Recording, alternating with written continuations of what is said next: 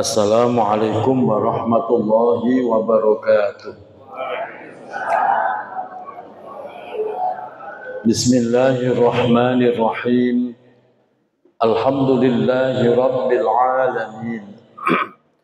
Wassalatu wassalamu ala asyrafil anbiya'i wa imamil mursalin Sayyidina wa habibina wa maulana Muhammadin wa ala alihi wa sahbihi ajma'in.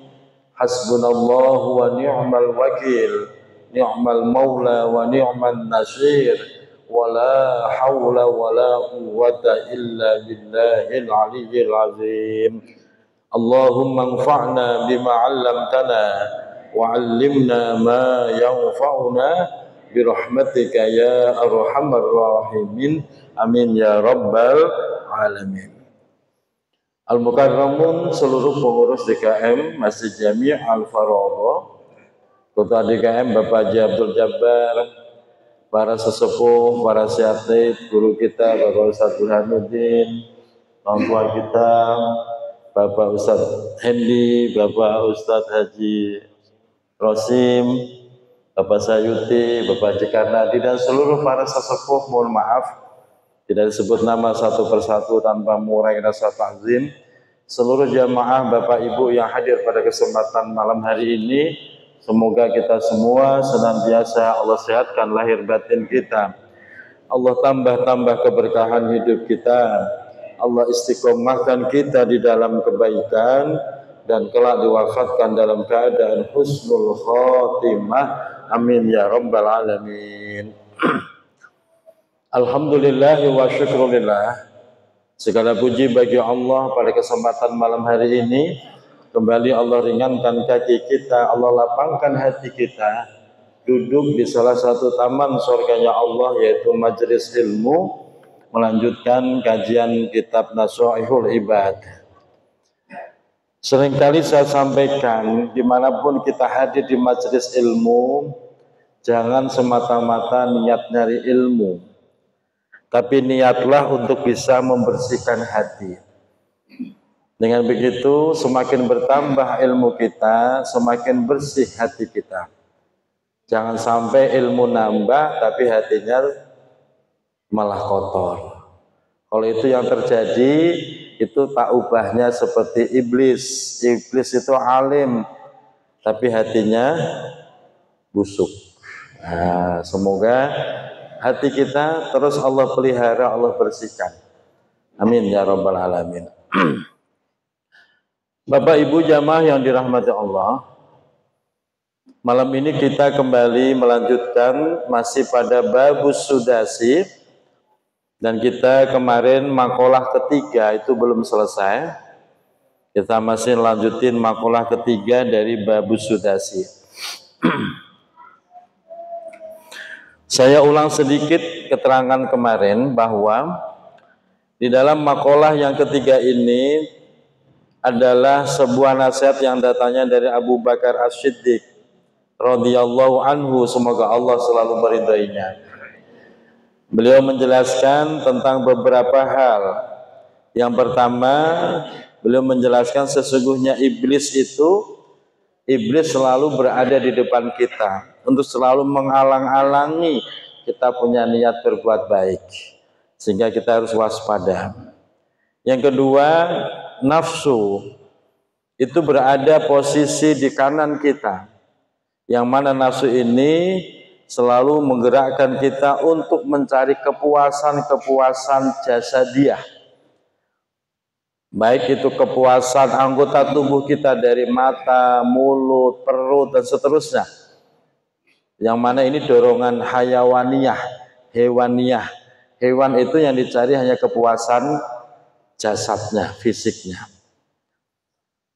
Yang ketiga, hawa nafsu. Hawa itu berada posisinya di sebelah kiri kita, yang mana hawa ini selalu mendorong seseorang untuk melakukan perbuatan yang buruk, perbuatan yang negatif, sehingga kita semua selalu dikepung dengan perkara-perkara yang justru membahayakan kita tergelincir dari jalan yang diridhai Allah. Dan ini harus kita pahami betul, lalu kita angan-angan, kita waspada, jangan sampai mudah terbujuk dengan tipu daya apapun itu. Sekarang lanjutannya, yang kelima berarti. Yang keempat. Yang keempat, wadunya min khalfika. Wadunya, ini bujukan yang berikutnya, yang keempat, Bu. Ad-dunya, bahwa dunia itu berada min khalfika, berada di belakangmu. Kenapa dunia ditaruh di belakang? Biar kita selalu noleh ke belakang. Biar kita selalu mengabaikan apa yang harusnya ada di depan. Kalau depan itu adalah negeri akhirat, maka orang akan melupakan negeri akhirat karena asik noleh ke belakang. Karena di belakang ada gemerlap dunia, kenikmatan dunia yang membuat manusia menjadi lalai, sudah nggak pengen lagi lihat ke depan, sudah nggak peduli lagi dengan urusan akhirat. Orang menjadi jatuh martabatnya, jatuh kehormatannya, jatuh imannya, rusak semua kebaikannya. Salah satunya adalah ketika orang itu sudah mulai hubbud dunya, cinta dunia, gila harta. Banyak kasus yang terjadi sebelum dia menjadi orang kaya, dia rajin ke masjid, rajin sholat berjamaah, rajin mengikuti taklim. Tapi begitu rezekinya Allah tambah, Allah luaskan bisnisnya, Allah buat maju, maka dia semakin meninggalkan urusan akhiratnya, sibuk ngurusin dunia. Sehingga banyak kasus seorang jamaah saya dari Pasir Putih itu, awalnya ke rumah Ibu, awalnya ke rumah bersama suaminya minta doa. Kiai, saya mau usaha, mohon dibantu doa biar diberikan kelancaran, keberkahan. Saya bilang amin. Usahanya apa? Usahanya properti. Bangun rumah dijual, bangun rumah jual properti. Selang 5 bulanan, istrinya datang sendiri ke rumah. Ada apa Ibu? Apa kabar? Sama gitu. Alhamdulillah baik Pak Ustadz. Terus ada apa ini? Saya minta tolong banget, tolong doain suami saya biar jadi orang miskin lagi. Oh, ya. Itu permintaan istrinya. Tolong doakan suami saya biar jadi orang miskin lagi. Saya bilang kenapa begitu? Karena ternyata punya harta banyak, usaha banyak tidak membuat kita romantis, harmonis, tidak membuat kita tenang, malah berantem mulu. Sampai pada akhirnya, ya karena duit udah banyak, resiko Bu, kalau suami duit banyak, iman tipis resiko. Duit banyak, motor ganti baru, mobil juga ganti baru. Ntar gilirannya ini istri baru. Gilirannya berarti dia harus ganti istri. Nah, itu yang akhirnya terjadi, berantem mulu tiap hari. Saya bilang kalau doa biar jadi miskin saya nggak punya sama itu. Saya nggak punya. Silakan cari ustadz yang lain barangkali punya saya. Artinya begini contoh buat kita Bapak Ibu. Ternyata dunia yang tampak indah, tampak begitu menggoda, itu menjadi ujian yang luar biasa. Maka sering saya sampaikan, ada orang itu yang kuat diuji dengan kemiskinan, tapi nggak kuat diuji dengan kekayaan. Ada. Dan juga ada yang sebaliknya. Ada yang kuat diuji dengan kekayaan, ada. Sewaktu dia kaya, sukses, malah tambah rajin ibadahnya. tambah berani sedekahnya. Tapi ternyata dia nggak kuat diuji dengan kemiskinan. Begitu diuji dengan kemiskinan, dia bilang Allah nggak adil. Dia bilang takdir ini kejam. Akhirnya dia ngambek, percuma gua sholat sedekah. Toh ujung-ujungnya bangkrut juga. Ngambek nggak mau sholat. Jadi ada dua karakter di situ. Makanya kita harus waspada, hati-hati. Dan ujian terberat ternyata ada yang dunia, kekayaan, ada yang kemiskinan. Nah, kita yang harus lebih tahu dengan diri kita sendiri-sendiri. Kita harus bisa merasakan saya ini lemahnya di apa. Orang beda-beda. Ada yang kuat diuji harta, kuat diuji miskin, kuat. Begitu diuji perempuan, nggak kuat. Ada kan begitu, Pak? Ada yang diuji perempuan kuat, diuji miskin ya kuat, tapi begitu diuji kekayaan oleng langsung, Pak. Jalannya udah nggak jejek langsung oleng. Mau berat sebelah kan? Jadi kita yang harus lebih tahu saya ini lemahnya di mana. Kalau Bapak merasa saya paling nggak kuat kalau lihat jidat licit, ya jangan jelalatan matanya. Kira-kira begitu, Pak Ustadz. Tapi kalau merasa kuat ya nggak apa-apa, aman itu. Saya paling nggak kuat kalau lihat masalah duit, harta nggak kuat, ya sudah. Jadi jangan suka bermain dengan harta. Nah, disitulah bahwa manusia itu punya kekuatan masing-masing, juga punya kelemahan masing-masing. Termasuk ketika kita berada di tempat orang atau di tempat lain, apalah, jaga pandangan kita. Jaga jangan sampai melihat nikmat orang lain kalau sekiranya kita nggak mampu mengendalikan hati. Ini gara-gara melihat nikmat orang lain, sampai rumah suaminya diomelin. Kamu mah nggak kayak suami ono. Suami ono mah punya ini, punya itu, lah kamu. Itu kenapa? Nggak bisa menjaga matanya, nggak bisa mengelola hatinya. Karena mata itu jendela hati, Pak. Kalau Bapak, Ibu, rumahnya nggak kuat lihat nikmat orang lain, ya sudah jangan lihat, jaga pandangan. Biar hati kita tidak terusik. Banyak orang itu dengki, bukan karena apa-apa, cuma ngelihat sesuatu di jalan, artinya sampai rumah kayak bocah kecil gitu, nangis sampai guling-guling gitu. Cuma urusan sepele. Nah, disinilah harta. Hati-hati. Yang kelima, wal a'dha'u an haulika. Wal a'dha'u, adapun a'dha itu adalah anggota tubuh. Tangan, kaki, kuping, semuanya. An haulika itu ada di sekitarmu. Artinya bagaimana? Kita punya anggota tubuh, kalau nggak pinter-pinter mengendalikan, nggak pinter-pinter mengarahkan, anggota tubuh inilah menjadi sumber dosa yang paling banyak. Gara-gara nggak bisa mengendalikan mata, maka yang ada dosa terus dari mata. Nggak bisa mengendalikan mulut, mengendalikan tangan, kaki, nggak bisa. Maka yang terjadi adalah dosa yang tiap hari dikerjakan. Makanya kita punya anggota tubuh itu menjadi sesuatu yang harus dipertanggungjawabkan. Maka bahasa Rasulullah dalam sebuah riwayat, kullukum ra'in wa kullu ra'in mas'ulun ar-ra'iyatihi. Kalian semua itu pemimpin.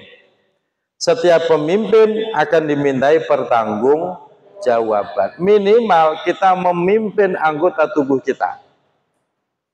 Minimal itu, Pak. Makanya al-yauma nakhtimu ala afwahihim wa tukallimuna aydihim wa tashhadu arjuluhum bima kanu yaksibun. Semua akan dimintai pertanggungjawaban.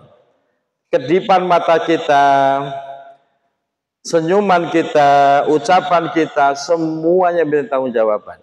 Dan ini yang paling berat, Bapak Ibu.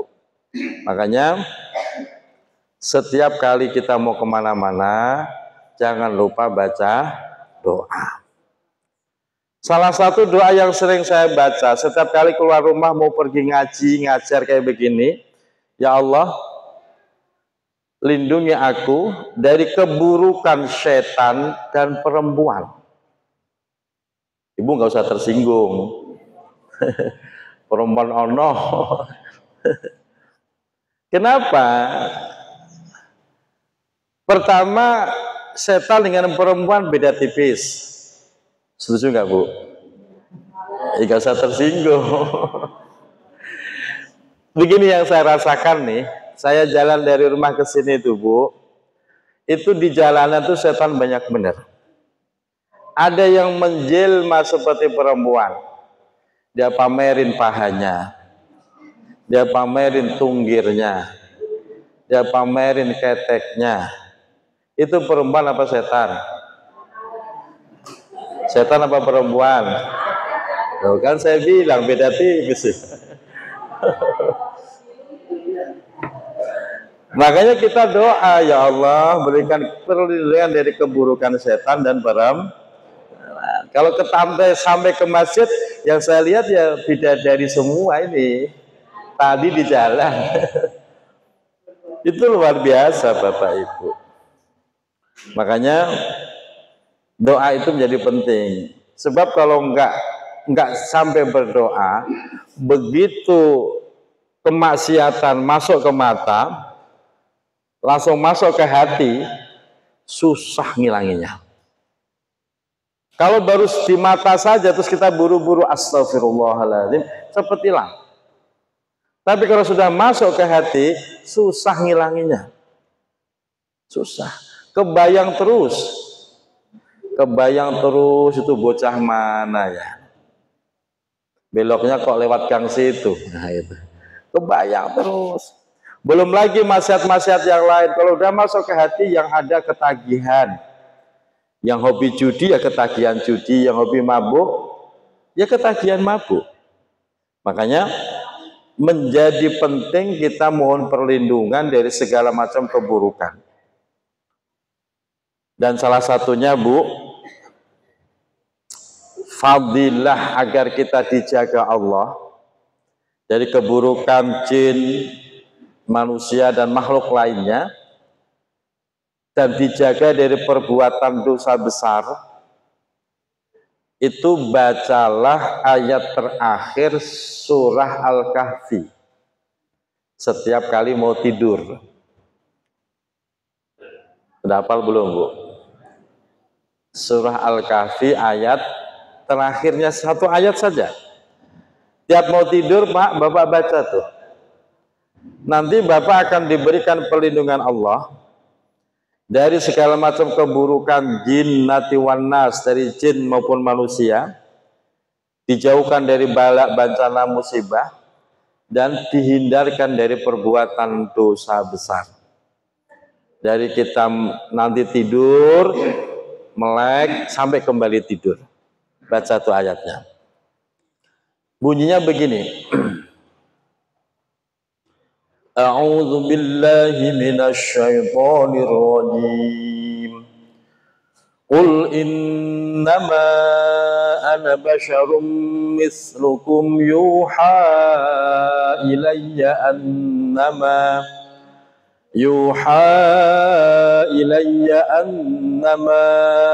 ilahukum ilahu wahid. Faman kana yarju liqa'a rabbih falyamal 'amalan shalihan wala yushrik bi'ibadati rabbih ahada. Satu ayat dihafalin. Sanggup nggak? Nggak yakin gitu jawabannya. Ngafalin satu ayat, sanggup apa tidak? Cuma satu ayat loh, Bu, bukan satu Quran, enggak. Bukan satu juz, satu ayat saja dihafalin. Pegang, jadi wirid. Tiap kali mau tidur, baca itu. Nanti Bapak Ibu rasakan. Allah berikan keselamatan. yang harusnya jatuh tergelincir seakan-akan ada yang narik kita. Jangan. Selamat kita. Yang harusnya jatuh dalam musibah, bencana, seakan-akan ada yang dorong kita, yang narik kita. Jangan lewat situ, jangan lewat sini saja. Selamat, Pak. Satu ayat sanggup. Kalau satu surah itu 110 kalau Al-Kahfi. Banyaknya surah itu 110 ayat. Nah ini cuman ngafalin ayat terakhir saja. Sanggup Om? Ngafalin itu biar kita punya pegangan. Yang berikutnya, yang keenam, wal jabbaru fauqaka. Wal jabbaru, adapun jabbar, jabbar itu adalah Allah yang maha jabbar, maha perkasa. Fauqaka itu berada di atasmu. Jadi jangan dibayangin Allah benar-benar di atas kita, bukan ya. Ini hanya untuk menggambarkan bahwa kekuasaan Allah itu meliputi seluruh alam, termasuk diri kita. Nah, di sini maksudnya bagaimana? Kita jadi manusia, jangan lupa menyambung hubungan dengan Allah. Allah itu digambarkan zat yang maha tinggi, maha tinggi di atas. Tapi jangan dibayangkan di atas mana, ya enggak gitu. Ini hanya ungkapan bahasa. Kalau kita pengen selamat, beruntung, jangan lupa perbaiki hubungan kita dengan Allah yang maha tinggi. Maka manusia yang bakal selamat dan bahagia adalah manusia yang bisa membumi dan bisa melangit. Membumi artinya sosialnya bagus. Melangit artinya hubungan dengan Tuhannya juga bagus. Maka selamat dia, bahagia dunia akhiratnya. Kalau cuma sosialnya tok yang bagus, sementara hubungan dengan Allah juga berantakan, ya jangan harap selamat bahagia. Atau hubungan Allahnya saja yang bagus, sosialnya jelek, sama Pak, tetap celaka-celaka juga. Makanya di sini Al-Jabbar digambarkan zat yang maha tinggi, maha perkasa, meliputi seluruh alam. Dan tugas kita apa? Menyambung hubungan dengan Allah dengan cara ibadah-ibadah yang sudah diajarkan oleh Rasulullah SAW, baca Quran, zikir dan seterusnya. Termasuk tadi mau tidur zikir, jangan mau tidur HP, bangun tidur HP mulu. Ya kecuali kalau HP-nya buat baca Quran ya monggo, ini kan enggak. Nah itu 6 perkara yang harus diperhatikan. Di bawahnya itu urean-urean Bu, urean bagaimana kalau iblis itu menggoda, bagaimana nanti ketika nafsu itu menggoda. Urean itu sudah saya sampaikan dalam bentuk keterangan, jadi ini tidak saya baca lagi untuk menghemat waktu. Sekarang kita masuk pada makalah yang keempat.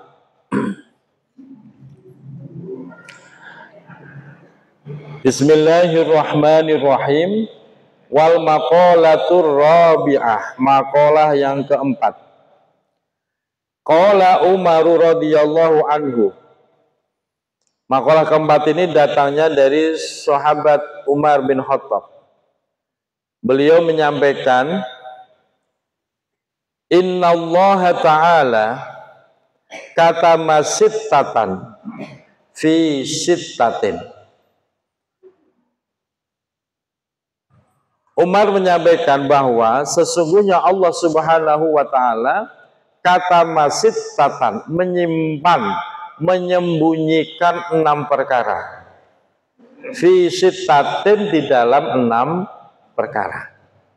Maka kalau kita pengen mendapatkan 6 perkara ini, kita harus bisa mengungkap 6 perkara yang menjadi tempat simpanannya atau tempat persembunyiannya. Apa 6 perkara yang Allah sembunyikan itu? Yang pertama, katamar ridho. Allah menyembunyikan ridhonya fi ta'atin, di dalam ketaatan. Bapak Ibu, butuh nggak sama ridhonya Allah? Butuh, Pak. Kita semua butuh ridhonya Allah. Kalau pengen mencari ridhonya Allah, jangan ke gunung-gunung. Ke gunung, ke gua, ke apa, ke laut, mandi laut, katanya buang sial. Bukan begitu kalau pengen cari ridhonya Allah. Di mana? Fi ta'atin, di dalam ketaatan. Jadilah hamba yang taat, karena Allah menyembunyikan ridhonya di dalam ketaatan. Dan yang menjadi sesuatu yang unik, Pak, ketaatan yang mana? Inilah yang menjadi sesuatu yang unik, rahasia, dan sulit di situ, Pak. Ketaatan yang mana? Apakah di dalam sholat? Apakah di dalam puasa?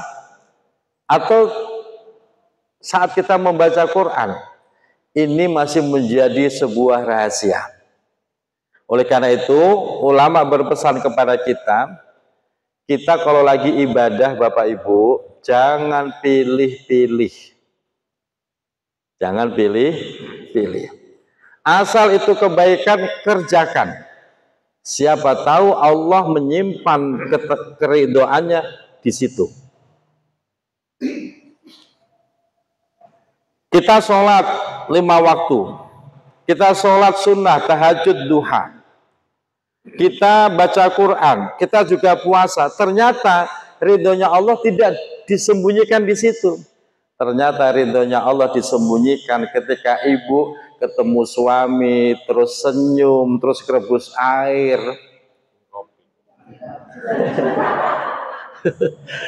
Terus ibu menyuguhkan, monggo mas ngopi riyin. Nah, di situ ternyata ridhonya Allah.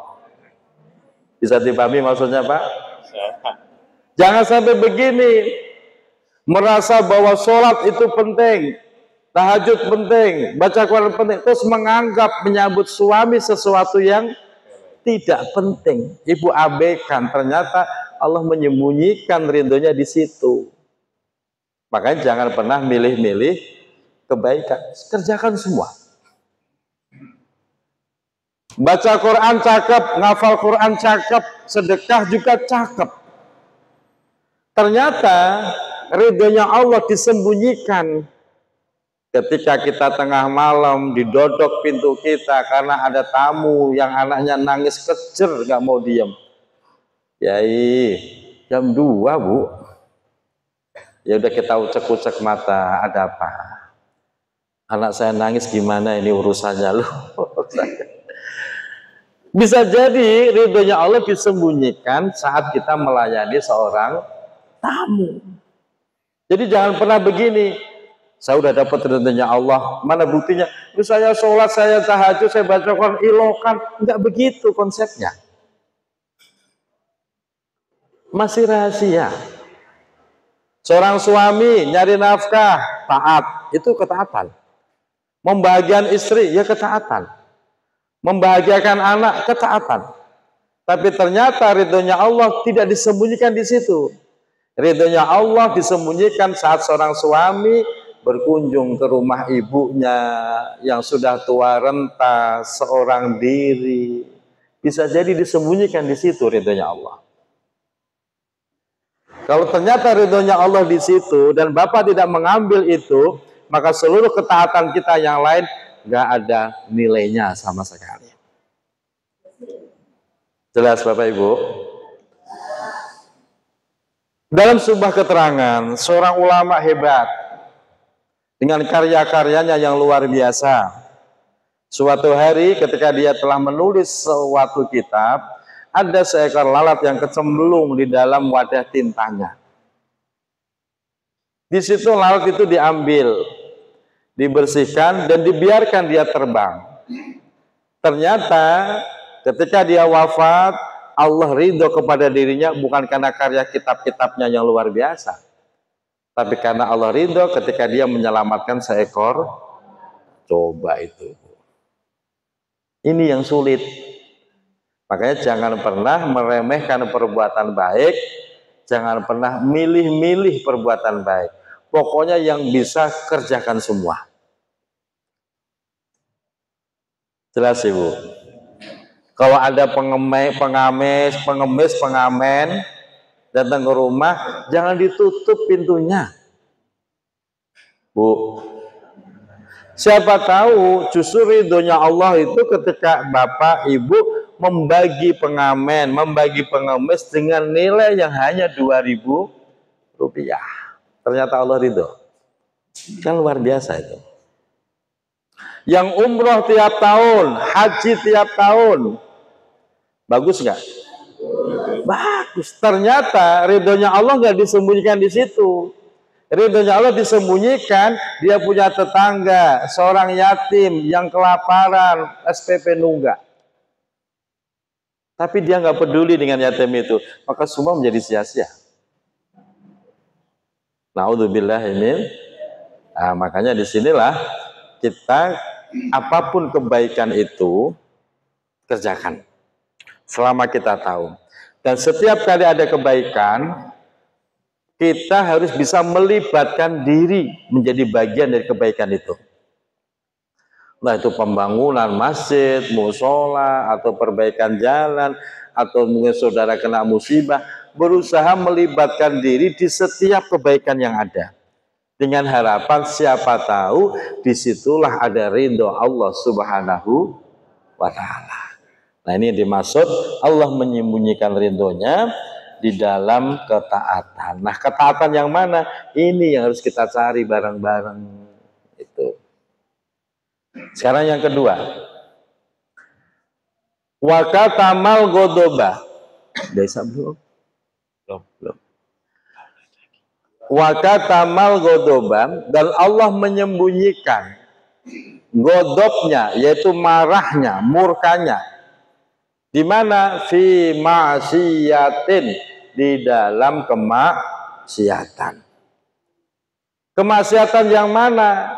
Ini yang jadi rahasia, Bu. Ini yang menjadi rahasia. Artinya jangan pernah meremehkan perbuatan maksiat walaupun tampak kecil. Siapa tahu di situ Allah lagi murka. Jadi begini Bu gambarannya. Seorang A, sebut saja A, dia tiap hari maksiat. Sementara B ini dia tiap hari ibadah. Tiba-tiba tergoda hatinya, sesekali bolehlah saya maksiat. Udah lama nggak pernah maksiat.